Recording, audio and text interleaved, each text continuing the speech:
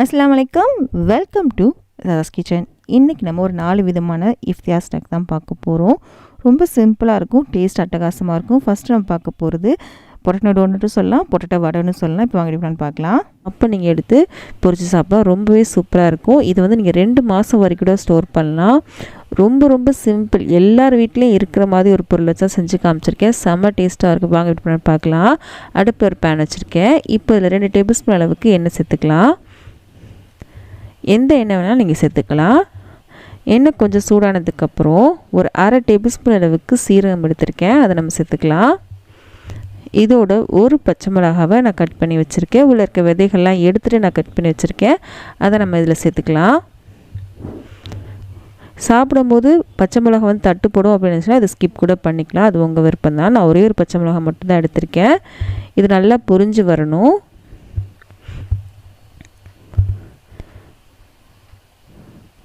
இப்போ கொஞ்சம் நல்லா பொரிஞ்சிருச்சு. இப்போ நம்ம பொடிகள்லாம் சேர்க்க போகிறோம், அதனால் அடுப்பு வந்து சிம் பண்ணிக்கோங்க. இப்போது 1/4 டேபிள் ஸ்பூன் அளவுக்கு மஞ்சத்தூள், அரை டேபிள் ஸ்பூன் அளவுக்கு மல்லித்தூள், அரை டேபிள் ஸ்பூன் அளவுக்கு மிளகாத்தூள், கொஞ்சமாக கரம் மசாலா தூள் 2லேருந்து 3 சிட்டி அளவுக்கு எடுத்திருக்கேன். இதெல்லாம் நல்லா கலந்து விட்டுடலாம். பொடிகள் சேர்க்கும் போது அடுப்பு கண்டிப்பாக சிம்மில் தான் இருக்கணும், இல்லைனா தீஞ்சு போயிடும் பொடிகள் எல்லாமே. இதுக்கப்புறம் தேவையான உப்பு எடுத்துக்கோங்க. இதே நல்லா கலந்து விட்டுடலாம். நான் இன்றைக்கி ஒரு 300 கிராம் அளவுக்கு உருளைக்கிழங்க வேக வச்சு தோல்லாம் எடுத்ததுக்கப்புறம் மஸ்ட்டு வச்சுருக்கேன். இதை நம்ம சேர்த்து நல்லா கலந்து விட போகிறோம். உருளைக்கிழங்கு வந்து நல்லா ஆறி இருக்கணும், ஆறினதுக்கப்புறம் தான் இது செய்யணும். இதில் வேலையே பார்த்திங்கன்னா உருளைக்கிழங்கு வேக வைக்கிறது மட்டும்தான். இது நல்லா கலந்து விடுங்க. இப்போ நல்லா கலந்து விட்டுட்டோம். இப்போது 300 கிராம் உருளைக்கிழங்குக்கு 100 கிராம் அளவுக்கு கடல மாவு எடுக்கணும், அதுதான் அளவு. நான் இன்றைக்கி 300 கிராம் அளவுக்கு உருளைக்கிழங்கு எடுத்து வேக வச்சுருக்கேன் இல்லையா, அதுக்கு 100 கிராம் அளவுக்கு கடல மாவு எடுத்திருக்கேன். மெஷரிங் கப்பில் அரை கப் அளவுக்கு எடுத்திருக்கேன். இப்போ இதை நல்லா கலந்து விடலாம். எது கடல மாவு சேர்க்குறோம் அப்படின்னா பைண்டிங்காக மட்டும் தான் சேர்க்குறோம். இன்னும் அடுப்பு சிம்மில் தான் இருக்குது. இதெல்லாம் நல்லா கலந்து விட்டுடலாம். இப்போ நல்லா கலந்து விட்டாச்சு. இது கொஞ்சம் சூடாக இருக்கும் இல்லையா, கொஞ்சம் ஆறணும். ஆறினதுக்கப்புறம் கையால் நல்லா பசிச்சுக்கலாம். இப்போ நல்லா கலந்து விட்டோம். அடுப்பு ஆஃப் பண்ணிவிட்டு இதை அப்படியே விட்டுடலாம். ஆறினதுக்கப்புறம் இன்னொரு பாத்திரத்துக்கு மாற்றிக்கலாம் நம்ம. இப்போது ஆறிடுச்சு, நான் இன்னொரு பாத்திரத்துக்கு மாற்றிட்டேன். இது வந்து கையால் நல்லா பசிச்சுக்கோங்க. பெரிய பீஸ்லாம் இருந்துச்சு அப்படின்னா கையால் மசிச்சு விட்டுக்கோங்க. கண்டிப்பாக கையில் ஒட்ட தான் செய்யும். நல்லா பசிச்சுக்கோங்க இந்த மாதிரி. இப்போ நல்லா பசிஞ்சிட்டோம். பெரிய பீஸ் எதுவுமே இல்லாத அளவுக்கு நம்ம நல்லாவே பசிஞ்சிட்டோம். இப்போ கை கழுவிட்டு வந்துடலாம். இப்போ நமக்கு ரெடி ஆயிடுச்சு. இப்போ கை கழுவிட்டு வந்துட்டேன். கையில் கொஞ்சமாக எண்ணெய் தடவிருக்கேன். நமக்கு தேவையான சைஸில் நான் கொஞ்சம் எடுத்திருக்கேன். நான் கொஞ்சம் பெரிய சைஸ் தான் எடுத்திருக்கேன், நீங்கள் சின்ன சைஸ் கூட பண்ணிக்கலாம். இந்த மாதிரி உருட்டிட்டு லைட்டாக அந்த மாதிரி ஃப்ளாட் பண்ணிவிட்டு நம்ம ஷேப்பும் கொடுத்துட்டு நல்லா வந்து ஓட்டை போட்டுக்கலாம்.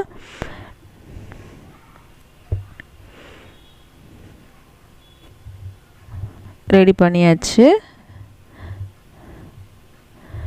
நல்ல பெரிய சைஸ் இது. இந்த சைஸ்னால் நல்ல பெரிய உருளை வடை இருக்கும் இல்லையா, அந்த சைஸில் நான் செஞ்சுருக்கேன். நாம் எடுத்த 300 கிராம் உருளைக்கிழங்குக்கு நல்ல பெரிய சைஸில் வந்து எனக்கு 8 கிடச்சி. நீங்கள் சின்ன சைஸ் எடுத்திங்கன்னா இன்னும் கொஞ்சம் நிறைய கூட கிடைக்கும். நான் கொஞ்சம் பெரிய சைஸ் தான் வச்சுருக்கேன். பாருங்கள், நம்ம எடுத்ததில் இவ்வளோ கிடச்சிருக்கு நமக்கு. இதை நீங்கள் ஸ்டோர் பண்ணலாம். நீங்கள் நிறைய செஞ்சு வச்சு கூட நீங்கள் ஸ்டோர் பண்ணலாம். 2 மாதம் வரைக்கும் கூட ஸ்டோர் பண்ணலாம். மழை காலம் வேறு, எந்த டைமில் வேணாலும் நமக்கு சூடாக சாப்பிடணும்னு தோணும், அப்போ வந்து நீங்கள் பொரிச்சு சாப்பிட்டுக்கலாம். ரொம்பவே சூப்பராக இருக்கும், ஈஸியாக செஞ்சு முடிச்சிடலாம்.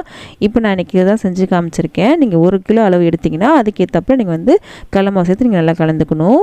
இப்போது இதை வந்து நம்ம என்ன பண்ண போகிறோம் அப்படின்னா நம்ம மேலே கோட்டிங் பண்ண போகிறோம். அதுக்காக ஒரு தட்டு எடுத்திருக்கேன். ஒரு 4 சைஸ் ப்ரெட்டை வந்து நல்லா காஞ்சி போயிருக்குல்லையே, அந்த ப்ரெட் எடுத்து ஓரங்கள்லாம் எடுத்ததுக்கப்புறம் மிக்சியில் போட்டு அரைச்சிட்டு எடுத்து வச்சுருக்கேன். முடிஞ்ச அளவுக்கு ஃப்ரெஷ்ஷான ப்ரெட் எடுக்காமல் கொஞ்சம் காஞ்சி போயிருக்குல்ல அந்த ப்ரெட் எடுத்திங்கன்னா உங்களுக்கு நல்லாயிருக்கும், எண்ணெய் வந்து குடிக்காது. ஃப்ரெஷ்ஷான ப்ரெட் எடுத்தீங்க அப்படின்னா எண்ணெய் வந்து கொஞ்சம் குடிக்க ஆரம்பிச்சிடலாம். முடிஞ்ச அளவுக்கு காஞ்சி போன ப்ரெட் எடுத்துக்கலாம். ப்ரெட் க்ரம்ஸ் கூட நீங்கள் எடுத்துக்கலாம். இதுக்கப்புறம் 3 டேபிள் ஸ்பூன் அளவுக்கு கார்ன்ஃப்ளவர் இல்லைனா மைதா ஒன்று எடுத்துக்கோங்க. இதில் ஒரு அரை கிளாஸ் அளவுக்கு தண்ணி எடுத்திருக்கேன். இதை வந்து நம்ம நல்லா கலந்து விட்டுடலாம், கட்டிகள் இல்லாமல் கலந்து விட்டாச்சு. ரொம்ப திக்காலாம் இருக்கணும் அவசியம் இல்லை, நான் கொஞ்சம் தனியாக தான் வச்சுருக்கீங்க பார்த்தீங்களா, தனியாக தான் இருக்குது. இப்போ நம்ம செஞ்சு வச்சுருந்தோம்ல அதை இதை வந்து டிப் பண்ணிக்கலாம். டிப் பண்ணியாச்சு. எடுத்துகிட்டு நம்ம வந்து செஞ்சு வச்சுருந்த பிரெட் க்ரம்ஸ் இருக்கு இல்லையா, அதில் நம்ம சேர்த்துடலாம். நீங்கள் கடையில் வாங்குகிற பிரெட் க்ரம்ஸ் கூட நம்ம சேர்த்துக்கலாம். நான் வீட்டில் இருந்த ப்ரெட்டை தான் நான் வந்து அரைச்சி எடுத்திருக்கேன். இங்கே பாருங்கள், எல்லா பக்கமும் இந்த மாதிரி கோட் பண்ணிக்கலாம். எல்லா பக்கம் இருக்க மாதிரி நீங்கள் பார்த்துக்கோங்க. நம்ம நடுவில் ஓட்டை போட்டு வச்சிருந்தாலும் அதிலே நீங்கள் சேர்த்துக்கோங்க, அப்போ தான் நடுவில் வந்து பிரெட் க்ரம்ஸ் வந்து இருக்கும். இப்போ நம்ம ரெடி பண்ணிட்டோம். எல்லாத்துலேயும் இந்த மாதிரி செஞ்சு வச்சுக்கலாம். ஒரு பிளேட் எடுத்து வச்சுருக்கேன் பாருங்கள். இந்த மாதிரி செஞ்சு வச்சதுக்கப்புறம் நீங்கள் ஃப்ரீசரில் ஸ்டோர் பண்ணலாம். இது உடனே வந்து ஏர்டைட் பாக்ஸில் போட்டு ஃப்ரீசரில் ஸ்டோர் பண்ண முடியாது. இந்த மாதிரி செஞ்சு ஒரு அரை மணி நேரத்துக்கு ஒரு தட்டில் நீங்கள் வந்து ஃப்ரிட்ஜில் வச்சுருங்க. கொஞ்சம் செட் ஆயிரும். இப்போ கொஞ்சம் சாஃப்ட்டாக இருக்கும். நீங்கள் தொடும்போது பார்க்கும்போது உங்களுக்கே தெரியும், நல்லா சாஃப்டாகவே இருக்கும்.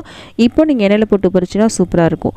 நீங்கள் ஸ்டோர் பண்ண போகிறீங்க அப்படின்னா நீங்கள் அப்படியே வந்து ஃப்ரீசரில் வைக்கக்கூடாது, உங்களுக்கு ஷேப் வந்து கெட்டு போயிடும். அதனால் நீங்கள் என்ன பண்ணணும் அப்படின்னா இந்த மாதிரி தட்டில் நீங்கள் வச்சுட்டு அடுக்கி வச்சுட்டு ஒரு அரை மணி நேரத்துக்கு ஃப்ரிட்ஜில் வச்சுக்கோங்க. அப்போ கொஞ்சம் செட் ஆயிரும். அதுக்கப்புறம் நீங்கள் ஏர்டைட் பாக்ஸில் நீங்கள் வந்து அடுக்கி நீங்கள் ஃப்ரீசரில் ஸ்டோர் பண்ணிக்கலாம் 2 மாதம் வரைக்கும். நீங்கள் பொரிக்கிறதுக்கு ஒரு அரை மணி நேரத்துக்கு முன்னாடி வெளியே எடுத்து வச்சுட்டு நீங்கள் பொரிச்சிக்கலாம். நீங்கள் ஸ்டோரும் பண்ணிக்கலாம். இப்போ நான் வந்து 8 தான் செஞ்சுருக்கேன், அதனால் நான் உடனே பொரிச்சிக்கிறேன். நீங்கள் வேணுன்னா நீங்கள் ஸ்டோர் கூட பண்ணிக்கலாம். எண்ணெயில் சூடு பண்ண வச்சிட்டேன். எண்ணெய் மிதமான சூட்டில் இருந்தால் போதும். உருளைக்கிழங்கு பார்த்திங்கன்னா நமக்கு வெந்த உருளைக்கிழங்கு தான், அதனால் நமக்கு மேலே மட்டும் நல்லா கிறிஸ்பானாலே போதும். 3 சேர்த்துருக்கேன் இந்த கடாய்க்கு. கொஞ்சம் கலர் வரட்டும், நம்ம திருப்பி போடலாம். லைட்டாக கலர் வந்துருச்சு, நம்ம திருப்பி போட்டுடலாம். இப்போது மேல் நல்லா கிறிஸ்பாகவும் நல்லா சாஃப்டாகவும் செம்ம சூப்பராக இருக்கும். அந்த பக்கமும் நல்லா கலர் வந்ததுக்கப்புறம் நம்ம எடுத்துடலாம்.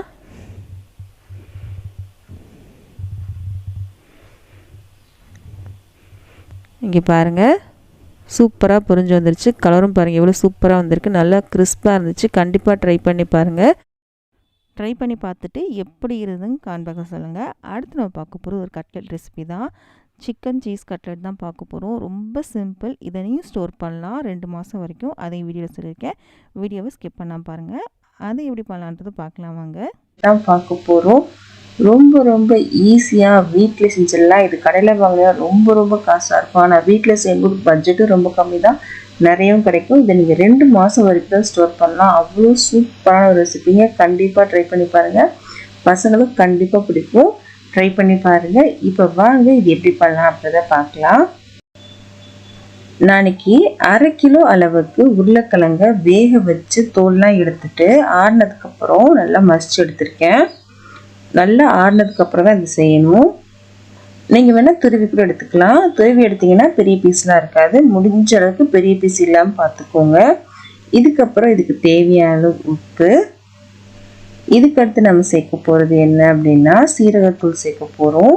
சீரகத்தூள் வந்து 1 டீஸ்பூன் அளவுக்கு சீரகத்தூள், 1 டீஸ்பூன் அளவுக்கு பெப்பர் தூள், 1 டீஸ்பூன் அளவுக்கு தனியாத்தூள், 2 பிஞ்ச் அளவுக்கு மஞ்சத்தூள், 1/2 டேபிள் ஸ்பூன் அளவுக்கு கரம் மசாலா தூள், இதெல்லாம் சேர்த்துக்கோங்க.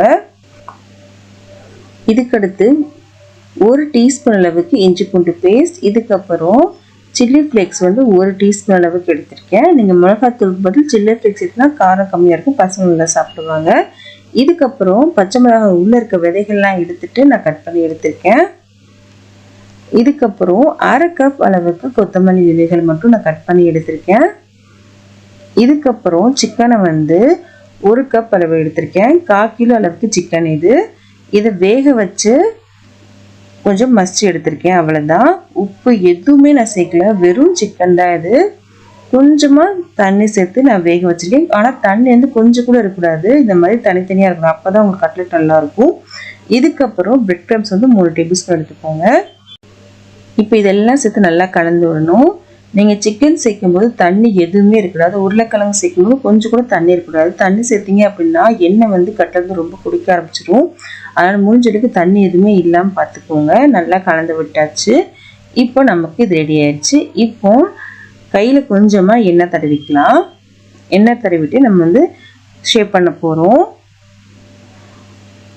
கொஞ்சமாக எண்ணெய் தடவிருக்கேன், 2 கையிலுமே நான் வந்து தடவிருக்கேன். தேவையான எடுத்துட்டு நம்ம கட்லெட் நடுவில் சீஸ் வைக்க போகிறோம். அதனால் கொஞ்சம் நிறையவே எடுத்திருக்கேன். நிறையவே எடுத்து இந்த மாதிரி பண்ணிக்கோங்க. நடுவில் சீஸ் வச்சுட்டு நம்ம வந்து ஷேப் பண்ணிக்கலாம். நீங்கள் சீஸ் வைக்கல அப்படின்னா நீங்கள் நார்மலாக எப்படி ஷேப் பண்ணணுமோ அந்த மாதிரி நீங்கள் பண்ணிக்கலாம். சீஸ் வச்சாச்சு. இப்போது நான் பண்ணுற மாதிரி பண்ணிக்கோங்க. சீஸ் வந்து நடுவில் இருக்கணும். வீடியோ மட்டும் கொஞ்சம் ஃபாஸ்ட்டாக ரன் பண்ணியிருக்கேன். இந்த மாதிரி நல்லா ரவுண்ட் பண்ணிவிட்டு நம்ம கட்லெட் ஷேப் கொண்டு வந்துக்கலாம். சீஸ் மட்டும் வெளியே வராமல் பார்த்துக்கோங்க, அது ரொம்ப முக்கியம். இப்போ நம்ம அதை ரெடி பண்ணிட்டோம். இதே மாதிரி நம்ம எல்லாத்தையும் செஞ்சு வச்சுக்கலாம். செஞ்சு வச்சுட்டேன். இப்போது ஒரு பாத்திரத்தில் 2 முட்டையை உடச்சி ஊற்றிக்கலாம். நம்ம எடுத்த உருளைக்கிழங்கு இவ்வளோ 2 முட்டை தேவைப்படும். மீடியம் சைஸ் முட்டை அப்படின்னா 3 எடுத்துக்கோங்க. இது நல்ல பெரிய முட்டை அப்படின்னா 2 எடுத்திருக்கேன். இதோட கொஞ்சமாக பால், 2 டேபிள் ஸ்பூன் அளவுக்கு பால் சேர்த்தா போதும். பால் சேர்த்து நல்லா வந்து அடிச்சுக்கோங்க. நல்லா அடிக்கணும், அது ரொம்ப முக்கியம். அடிச்சாச்சு, இது இருக்கட்டும். இப்போ நம்ம செஞ்சு வச்சிருந்தோம்ல கட்லெட், அதை நம்ம இதில் டிப் பண்ண போகிறோம். நான் சொன்ன மாதிரி நல்ல பெரிய சைஸ் தான் பண்ணியிருக்கேன். ஏன்னா நம்ம சீஸ் வச்சுருக்கோம்ல, அதனால தான். சீஸ் வைக்கலாம், நீங்கள் சின்ன சைஸ் கூட பண்ணிக்கலாம். நல்லா டிப் பண்ணிவிட்டு 2 பக்கமும் ஒரு தட்டில் நான் பிரெட் க்ரம்ஸ் போட்டு வச்சுருக்கேன். பிரெட் க்ரம்ஸை நல்லா கோட் பண்ணிக்கலாம். எல்லா இடத்துலையும் பிரெட் க்ரம்ஸ் இருக்கணும், அதனால் நல்லா கோட் பண்ணிக்கோங்க. எல்லா இடத்துலையும் இருக்கணும் பிரெட் க்ரம்ஸு. அது மாதிரி நல்லா கோட் பண்ணதுக்கப்புறம் நம்ம வந்து இதை ஃப்ரீசரில் வைக்க போகிறோம். ஃப்ரீசரில் 1 மணி நேரம்லேருந்து 2 மணி நேரம் நீங்கள் வச்சுக்கலாம். அப்போ உங்களுக்கு நல்லா செட் ஆயிரும். எண்ணெயில் போட்டு பொரிக்கும் போது நம்ம மேலே வச்சுக்க பிரெட் க்ரம்ஸ்லாம் வெளியே வராது.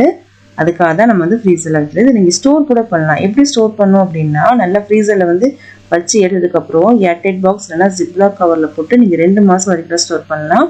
இப்போது நான் ஒரு 1 மணி நேரத்துக்கு நான் வந்து ஃப்ரீசரில் வச்சுட்டு நான் உங்களுக்கு பொரிச்சு காமிக்கிறேன். இப்போ நான் ஃப்ரீசரில் வச்சு 1 மணி நேரம் ஆயிடுச்சு. பொரிக்கும் போது லோ ஃப்ளேமில் தான் பொரிக்கணும். ஏன்னா நம்ம சீஸ் வச்சுருக்கோம்ல, அது நல்லா மெல்ட் ஆகணும். அதனால முடிஞ்ச அளவுக்கு லோ ஃப்ளேம்லேயே வச்சு பொரிச்சிடுங்க.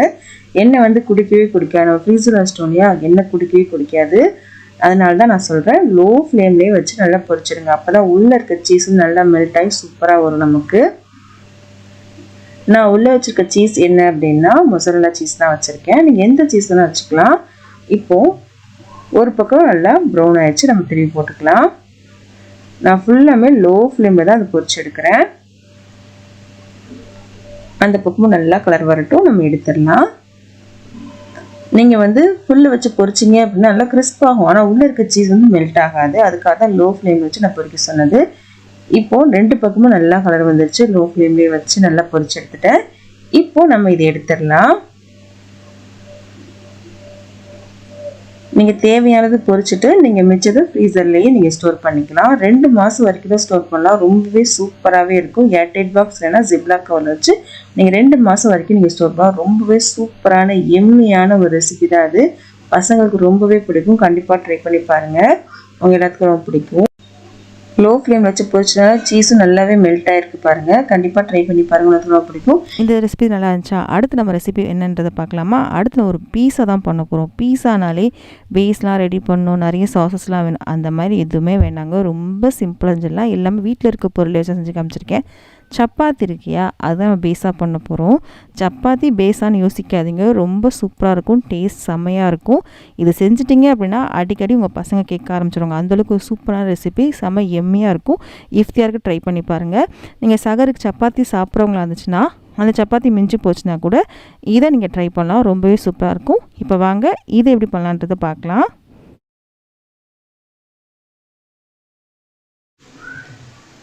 நீங்கள் காலையில் செஞ்ச சப்பாத்தி கூட நீங்கள் சாயங்காலம் கூட யூஸ் பண்ணலாம்.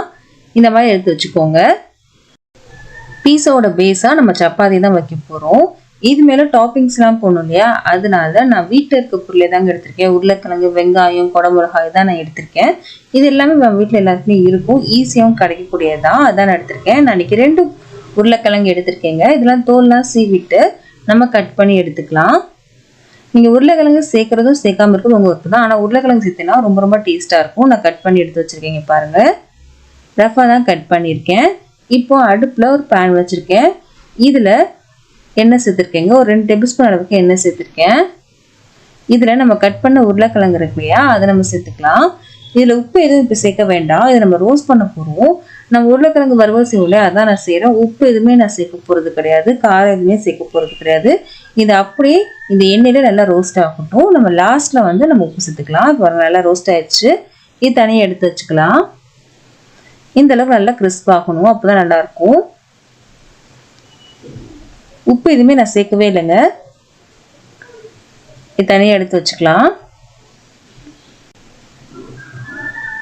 இப்போ ஒரு தனியாக ஒரு பவுலில் மாற்றிட்டேன். இதில் ஒரே ஒரு சிட்டிகை அளவுக்கு உப்பு, இதுக்கப்புறம் ஒரே ஒரு சிட்டிகை அளவுக்கு மிளகாத்தூள் எடுத்திருக்கேன். லாஸ்ட்டு தான் நம்ம உப்பும் மிளகாத்தூளும் நம்ம சேர்க்குறோம். இது ரெண்டையும் நல்லா கலந்து விட்டுடலாம். கலந்து ஒரு பக்கம் வச்சிடலாம்.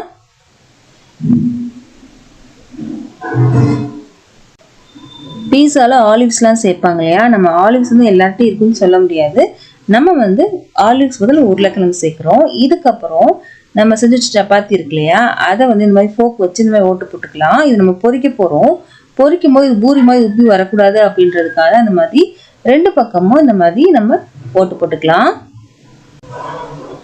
நமக்கு சப்பாத்தி வந்து கிறிஸ்பாக தான் தேவை, பூரி மாதிரி நமக்கு உப்பிட்டு வரக்கூடாது. அதனால அந்த மாதிரி எல்லா பக்கமும் ஓட்டு போட்டுக்கிறோம்.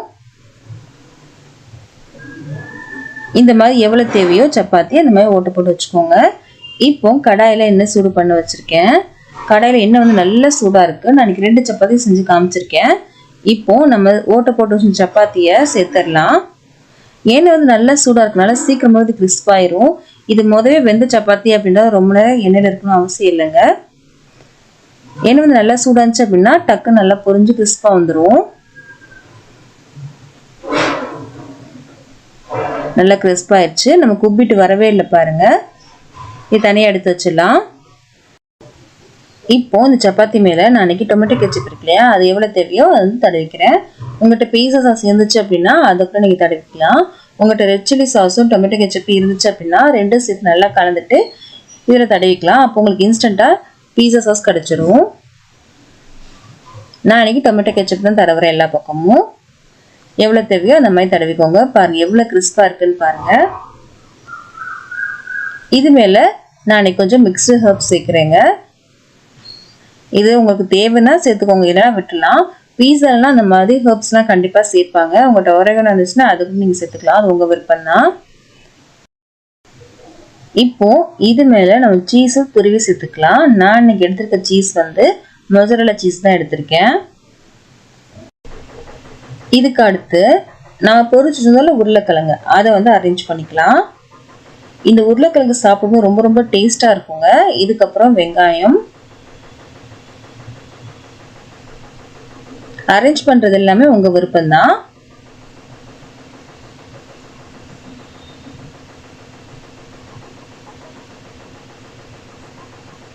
வெங்காயம் வச்சுட்டேன். இதுக்கப்புறம் குடமிளகா இருக்கு இல்லையா, அதை வந்து கட் பண்ணி எடுத்திருக்கேன். நான் அன்றைக்கி க்ரீன் கலர் குடமிளகா எடுத்திருக்கேன். உங்களோட கலர்ஃபுல்லான குடமிளகா இருந்துச்சு அப்படின்னா அது கூட நீங்கள் அரேஞ்ச் பண்ணிக்கலாம். பார்க்க ரொம்ப ரொம்ப அழகாக இருக்கும். இதுக்கப்புறம் தக்காளி. நான் இன்றைக்கி எடுத்திருக்க சப்பாத்தி பார்த்து ரொம்ப சின்ன சப்பாத்தி தான். நீங்கள் பெரிய பெரிய சப்பாத்தி எடுத்துனா கூட நல்லாயிருக்கும், பார்க்க ரொம்ப சூப்பராகவும் இருக்கும். இது வந்து ஒரே ஆள் சாப்பிட்ற மாதிரி இருக்கும். இதுக்கு மேலே கொஞ்சமாக டொமேட்டோ கெச்சப், அதுக்கப்புறம் ஹர்ப்ஸ், இதுக்கப்புறம் சீஸை எவ்வளோ வேணுமோ நீங்கள் துருவி எடுத்துக்கோங்க. இதை வந்து ஒரு பிளேட் மேலே நம்ம வச்சுக்கலாம். இதுக்கப்புறம் கடாயில் ஒரு 5 நிமிஷத்துக்கு முன்னாடியே நான் கடாயை ப்ரீஹீட் பண்ணி எடுத்துட்டேங்க. கடாய் வந்து நல்லா சூடாகவே இருக்குது, உங்களுக்கு பார்க்கும்போது தெரியும். நல்லா சூடாக இருக்கு கடாய். இப்போது நம்ம செஞ்சுருக்கிற பிளேட் அதை இதில் வச்சிடலாம். வச்சுட்டு அடுப்பு வந்து சிம் பண்ணிடலாம். சிம் பண்ணிட்டு மூடிடலாம். நம்ம சேர்த்துருக்க சப்பாத்தி உருளைக்கிழங்கு எல்லாமே வெந்தது தான், அதனால சீஸ் மட்டும் உருகினாலே நமக்கு போதும். அதனால ஒரு 3 நிமிஷம் வரைக்கும் சிம்லே இருக்கட்டும். சீஸ் வந்து உருகினதுக்கப்புறம் எடுத்துடலாம். இங்கே பாருங்க சீஸ் நல்லா உருகிடுச்சு. எடுத்துடலாம் நம்ம இதை. பாருங்க பார்க்கும்போது எவ்வளோ கலர்ஃபுல்லாக இருக்குன்னு நீங்களே பாருங்க.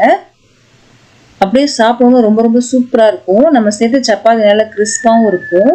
அப்படியே சூடாக சாப்பிடும்போது செம்ம டேஸ்ட்டாக இருக்குங்க. நம்ம கடையில் கிடைக்கிற வீட் தின் கிறிஸ்ப் பீஸா இருக்கு இல்லையா, அது சாப்பிட்டவங்க எல்லாருக்கும் இது ரொம்ப பிடிக்கும். இன்னொரு சப்பாத்தி நம்ம செஞ்சுட்டேன். இதே நம்ம மூடி வச்சிடலாம். இது கண்டிப்பாக ட்ரை பண்ணுங்கள். ரொம்ப ரொம்ப மஸ்ட்டு ட்ரையான ஒரு ரெசிபி தான். ரொம்ப சூப்பராக இருக்கும். ட்ரை பண்ணி பார்த்துட்டு எப்படி இருக்குன்னு சொல்லுங்கள். அடுத்து ஒரு ஸ்நாக் ரெசிபி தான் பார்க்க போகிறோம். அது எப்படி பண்ணலான்ட்டு தான் பார்க்கலாம் வாங்க. சட்டுன்னு செய்யக்கூடிய ஒரு ஸ்நாக்ஸ் தாங்க. செம்ம சூப்பராக இருக்கும். எல்லாமே வீட்டில் இருக்க பொருளை வச்சு செஞ்சு காமிச்சிருக்கேன். செம்ம டேஸ்ட்டாக இருக்கும். இந்த மலைக்கு இந்த மாதிரி ட்ரை பண்ணி பாருங்கள். ரொம்பவே கிறிஸ்பாக இருக்கும். உருளைக்கிழங்கு அரிசி மாவு வச்சு தான் செஞ்சு காமிச்சிருக்கேன். ரொம்ப ஈஸி தான். ஒரு 10 நிமிஷம் கூட ஜாஸ்தி தாங்க. அந்தளவுக்கு ரொம்ப சூப்பராக இருக்கும். இப்போ வாங்க இந்த ஸ்நாக்ஸை எப்படி பண்ணலாம் அப்படின்றத பார்க்கலாம். நான் அன்றைக்கி 3 பெரிய உருளைக்கிழங்கு எடுத்திருக்கேன். ஒரு 1/4 கிலோ இருக்கும் இந்த உருளைக்கிழங்கு. இதை வந்து நல்லா வேக வச்சுட்டேன். எப்படி வேக வச்சுருக்கேன்னு பாருங்கள். ரொம்ப குழையெல்லாம் இல்லை, ஆனால் பார்த்திங்கன்னா நல்லா வெந்திருக்கு. இந்த அளவுக்கு தான் வெந்திருக்கணும். ரொம்ப குழைய விட்டுறாதீங்க, அப்போ உங்களுக்கு கரெக்டாக வராது. இப்போது தோல்லாம் எடுத்துடலாம். இப்போ இந்த உருளைக்கிழங்கு வந்து நல்லாவே ஆறிடுச்சுங்க. ஆறினதுக்கப்புறம் இந்த தோல்லாம் உரிச்சிடலாம். தோலை உரிச்சாச்சு. இப்போது இந்த உருளைக்கிழங்க மஸ்ட் எடுத்தாலும் எடுத்துக்கலாம், சீவி கூட எடுத்துக்கலாம். நான் சீவி தான் எடுத்திருக்கேன். இங்கே பாருங்கள், சீவி எடுத்து வச்சுருக்கேன். இது இருக்கட்டும். இதுக்கப்புறம் ஒரு சின்ன மிக்ஸி ஜார் எடுத்துக்கலாம். இந்த மிக்ஸி ஜாரில் ஒரு 5 பல் பூண்டு எடுத்திருக்கேன். 3 பச்சை மிளகா, உங்கள் காரத்துக்கு ஏற்றாப்புல நீங்கள் எடுத்துக்கோங்க. 3 பச்சை மிளகாய் எடுத்திருக்கேன். இதோட ஒரு துண்டு இஞ்சியை சின்ன சின்னதாக கட் பண்ணி வச்சுருக்கேன். அதையும் நம்ம சேர்த்துடலாம். இதையும் சேர்த்து நல்லா அரைச்சிட்டு வந்துடலாம். தண்ணி எதுவுமே சேர்க்க வேணாம், அரைச்சிட்டு வந்துடலாம். அரைச்சிட்டு வந்துட்டு பாருங்கள், இந்த மாதிரி இருக்கணும். ரொம்ப நைஸாகவும் இல்லாமல் ரொம்ப குறைன்னு இல்லாமல் இந்த அளவுக்கு இருக்கணும். இப்போது நம்ம சீ வச்சுருந்தோலே உருளைக்கிழங்கு, இதில் நம்ம அரைச்ச பேஸ்ட்டு சேர்த்துடலாம். இப்படி அரைச்சி சேர்க்கறதுனால நமக்கு வாயில் தட்டுப்படாது. சாப்பிடும்போது சின்ன பசங்களாம் சாப்பிடும்போது பச்சை மிளகா தட்டுப்பட்டுச்சு அப்படின்னா காரம் ரொம்ப ஏறும் இல்லையா. இந்த மாதிரி அரைச்சி சேர்க்கறதுனால அந்த மாதிரி இருக்காது. இப்போ எல்லாத்தையும் சேர்த்தாச்சு. சேர்த்ததுக்கப்புறம் இதுக்கு தேவையான அளவு உப்பு சேர்த்துக்கலாம். உப்பு சேர்த்தாச்சு. இப்போது உப்பு சேர்த்ததுக்கப்புறம் ஒரு 1/2 டேபிள் ஸ்பூன் அளவுக்கு சீரகம் எடுத்திருக்கேன். அதையும் நம்ம சேர்த்துக்கலாம். இதில் நீங்கள் பச்சை மிளகா கட் பண்ணி சேர்க்கணும்னு சேர்க்கலாம், கொஞ்சமாக வெங்காயம் சேர்க்கனாலும் சேர்க்கலாம், அதில் கொத்தமல்லி சேர்க்கனாலும் சேர்க்கலாம். நான் எதுவுமே சேர்க்கல. உங்களுக்கு சேர்க்க விருப்பம் இருந்தால் நீங்கள் சேர்த்துக்கோங்க. இதுக்கப்புறம் 1 கப் அளவுக்கு அரிசி மாவு எடுத்திருக்கேன். இது நம்ம சேர்த்துடலாம். உருளைக்கிழங்கு வந்து ரொம்ப குழஞ்சி வெந்துருச்சு அப்படின்னா இந்த 1 கப் அரிசி மாவு பத்தாது, இன்னும் கொஞ்சம் ஜாஸ்தி சேர்க்குற மாதிரி இருக்கும். நீங்கள் கரெக்டாக என்னை மாதிரி வேக வச்சுருந்தீங்க அப்படின்னா 1 கப் அளவு கரெக்டாக வந்துடும். தண்ணி எதுவுமே சேர்க்க வேணாம், அப்படியே பசைஞ்சு விட்டுடலாம். ஒருவேளை நீங்கள் வெங்காயம் சேர்த்திங்கன்னா அதுலேருந்து கூட கொஞ்சம் தண்ணி வரும், அப்போ இன்னும் கொஞ்சம் அரிசி மாவு சேர்க்குற மாதிரி இருக்கும், பார்த்துக்கோங்க. இப்போ எல்லாம் பசைஞ்சு எடுத்துடலாம். கொஞ்சம் கூட தண்ணி சேர்க்கவே இல்லைங்க, பாருங்கள் பசைஞ்சு எடுத்துட்டேன். ஒரு சப்பாத்தி மாவு மாதிரி இருக்குது பாருங்கள், இந்த மாதிரி தான் வரணும். கையில் ஒட்டக்கூடாது. இப்போ கை கழுவிட்டு வந்து பார்த்திங்க அப்படின்னா ஒட்டக்கூடாது கையில். இந்த அளவுக்கு சாஃப்டாக இருக்குது. இப்போ கை கழுவிட்டு வந்துடலாம். கை கழுவிட்டு தொட்டிங்க அப்படின்னா ஒட்டக்கூடாது. சப்பாத்தி மாவு மாதிரி இருக்கணும். இங்கே பாருங்கள், கையில் கொஞ்சம் கூட ஒட்டலையா, இந்த அளவுக்கு தான் இருக்கணும். இப்போ உங்களுக்கு தேவையான ஷேப்பில் நீங்கள் செஞ்சுக்கலாம். நான் இன்றைக்கி ஒரு சிலிண்ட்ரிக்கல் ஷேப்பில் பண்ணிக்கிறேன். நீங்கள் வந்து கட்லெட் மாதிரி கூட பண்ணிக்கலாம். உங்களுக்கு எந்த ஷேப் விருப்பமோ அந்த ஷேப் பண்ணிக்கோங்க. நான் இன்றைக்கி ஒரு சிலிண்ட்ரிக்கல் ஷேப்பில் பண்ணிக்கிறேன். கையில் கொஞ்சம் கூட ஒட்டலை பாருங்கள், இப்படி தான் இருக்கணும். இதுதான் கரெக்டான பதம். இப்போ நம்ம ஷேப் பண்ணிக்கலாம். இப்படி வடை மாதிரி கூட நீங்கள் போட்டுக்கலாம், அது உங்கள் விருப்பம்தான். உங்கள்கிட்ட மிக்ஸ்டு ஹர்ப் இருந்துச்சு அப்படின்னா அது கூட நீங்கள் சேர்த்துக்கலாம். இல்லை பீஸா சீசனிங் இருந்துச்சுன்னா அதையும் சேர்த்துக்கலாம். வீட்டில் இருக்க பொருளே செஞ்சு காமிக்கணும் அப்படின்றதுக்காக தான் நான் எதுவுமே சேர்க்காமல் செஞ்சுருக்கேன். உங்களுக்கு விருப்பம் இருந்தால் உங்கள்கிட்ட இருந்தால் அதை நீங்கள் கூட சேர்த்துக்கலாம். இப்போ ஷேப் பண்ணிட்டோம். கடையில் எண்ணெயை சூடு பண்ண வச்சிட்டேன். நான் செஞ்சு வச்சதை சேர்த்துடலாம். பக்கத்து சேர்க்காமல் இந்த மாதிரி தள்ளி தள்ளி சேருங்க, அப்போ தான் ஒன்று ஒட்டாது. இப்படி நுரைச்சிட்டு தான் வரும். ஏன்னா உருளைக்கிழங்கு சேர்த்துருக்கோம் இல்லையா, கண்டிப்பாக நுரைச்சிட்டு தான் வரும். பொங்கிலாம் வராது, இப்படி நுரைச்சிட்டு மட்டும் தான் வரும். ரொம்ப நுரைச்சிட்டு வந்த மாதிரி இருக்கும், ஆனால் வந்து உங்களுக்கு வந்து இப்படி பொங்கி வர மாதிரிலாம் வராது. இப்படி சேர்த்துட்டோம் இல்லையா, ஒரு நிமிஷம் வரைக்கும் அப்படியே விட்டுடலாம். அதுக்கப்புறம் நீங்கள் கலந்து விட்டிங்கன்னா உங்களுக்கு கரெக்டாக வந்துடும். இங்கே பாருங்கள், 1 நிமிஷம் ஆயிடுச்சு. பாருங்கள் எப்படி இருக்குது அப்படின்னு. இப்போ நல்லா கலர் வந்ததுக்கப்புறம் நம்ம எடுத்துடலாம். இப்போ நல்லாவே கலர் வந்துருச்சு, எடுத்துடலாம். செம்ம சூப்பராக நல்லா கிறிஸ்பாக மேலேயும் உள்ள நல்லா சாஃப்டாகவும் இருக்கும். கண்டிப்பாக அதை ட்ரை பண்ணி பாருங்கள். எல்லாமே வீட்டில் இருக்க பொருட்கள் தான். உருளைக்கிழங்கு மட்டும் வேக வச்சா போதும், டக்குன்னு செஞ்சு முடிச்சிடலாம். இந்த மலைக்கு இந்த மாதிரி செஞ்சு சாப்பிட்டீங்க அப்படின்னா செம்ம சூப்பராக இருக்கும். இதுக்கு தேங்காய் சட்னியும் சூப்பராக இருக்கும், சாஸும் சூப்பராக இருக்கும். டீயோடு வச்சு சாப்பிடும்போது செம்ம டேஸ்ட்டாக இருக்கும். கண்டிப்பாக இதை ட்ரை பண்ணி பாருங்களா, ரொம்ப பிடிக்கும் நம்புகிறேன். இந்த வீடியோ பிடிச்சிருந்துச்சு அப்படின்னா நம்ம சேனலை சப்ஸ்கிரைப் பண்ணிடுங்க, பக்கத்தில் இருக்க பெல் பட்டனை கிளிக் பண்ணிடுங்க. அப்போ தான் இனிமேல் போட போகிற எல்லா வீடியோஸும் இந்த மாதிரி ரெசிபிஸ்லாம் உங்கள் ஃப்ரெண்ட்ஸ்க்கும் ஃபேமிலிஸ்க்கும் பிடிக்கும் அப்படின்னா அவங்களுக்கு இந்த வீடியோ ஷேர் பண்ண மறக்காதீங்க. ப்ளீஸ் லைக் பண்ணுங்கள். அப்போ தான் இந்த வீடியோ வந்து நிறைய பேருக்கு ரெக்கமெண்ட் ஆகும். நிறைய பேர் சப்ஸ்கிரைப் பண்ணாமல் தான் பார்த்துட்ருக்கீங்க. ப்ளீஸ் சப்ஸ்கிரைப் பண்ணுங்கள், அது கொஞ்சம் மோட்டிவேஷனாக இருக்கும். நம்ம அடுத்த வீடியோவில் சந்திக்கலாம்.